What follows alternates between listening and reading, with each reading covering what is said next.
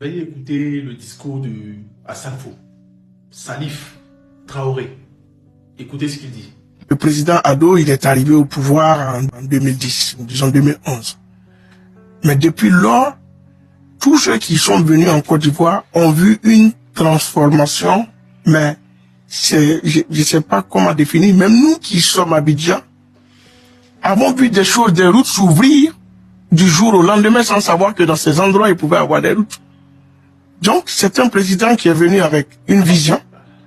Et nous avons essayé aussi avec notre art de l'accompagner aussi dans cette vision. Et il n'a pas déçu le peuple. Vous avez vu l'événement qu'il a offert au peuple de Côte d'Ivoire. Comment vous ne voulez pas que dans un stade, tout le monde se réunisse pour chanter son nom? Parce qu'il faut quelqu'un qui ait vraiment cette conscience de donner une image, de permettre à son peuple de vivre dans la cohésion. Parce que cette canne que vous avez vue a permis même à des ennemis de faire des accolades dans les tribunes. Et c'est la volonté d'un président. Regardez la Côte d'Ivoire aujourd'hui. On ne parle pas politique, c'est vrai, on va parler de gens, mais aujourd'hui c'est une Côte d'Ivoire unie. Quand on jouait contre un pays, il y avait toute une Côte d'Ivoire unie pour ça.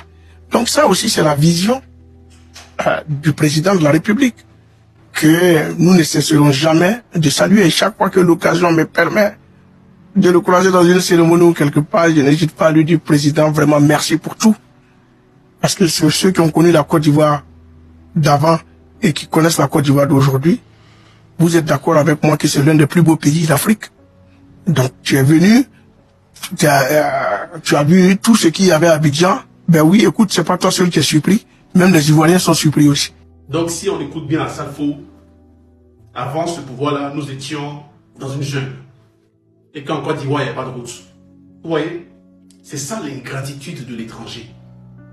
Nos parents ont donné la possibilité à certains étrangers qui aujourd'hui, au lieu de nous remercier, nous montrent qu'ils sont mieux que nous.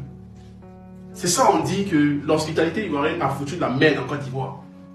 Parce que quand on écoute Assalfo vénérer son excellence des ponts, je me dis que ce type de personne-là, ce genre de personne-là, c'est l'ingratitude même de l'étranger en Côte d'Ivoire. C'est ce qu'ils sont de nous servir. On les a accueillis chez nous. Et aujourd'hui, ces gens-là sont assis, ils ont le pouvoir. Ils ont la gloire. Ils ont de l'argent. Regardez comment les Ivoiriens souffrent. Un étranger qui a la culture ivoirienne, la musique ivoirienne dans ses mains et qui décide qu'il doit prospérer ou pas. Mais regardez le comportement qu'il a vis-à-vis des Ivoiriens. Regardez la déclaration qu'il tient. Écoutez ses propos. C'est ça l'ingratitude de l'homme noir.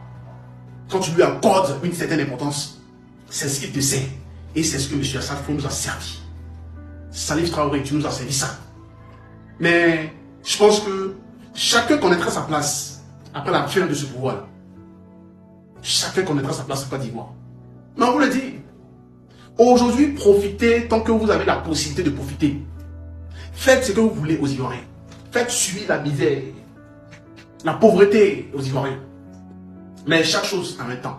Et chaque chose a une fin. Je dis bien, chaque chose a son temps et chaque chose a une fin. Rien n'est éternel sur cette terre. Rien n'est éternel. Et oui, tous ceux-là qui se foutent des Ivoiriens aujourd'hui, qui vous ont accueillis chez eux, c'est à cause des personnes comme Assalfo que souvent on dit, les Sud-Africains là, ils ont raison. C'est à cause des personnes comme Assalfo là, des ingrats là, comme Assalfo, que souvent on dit que les Sud-Africains ont raison de faire ce qu'ils ont fait aux étrangers aujourd'hui. Regardez bien l'ingratitude de ces personnes. C'est pas possible. C'est pas possible. C'est méchant de votre part. C'est méchant de votre part. Et je le dis, hein, c'est très très méchant de votre part.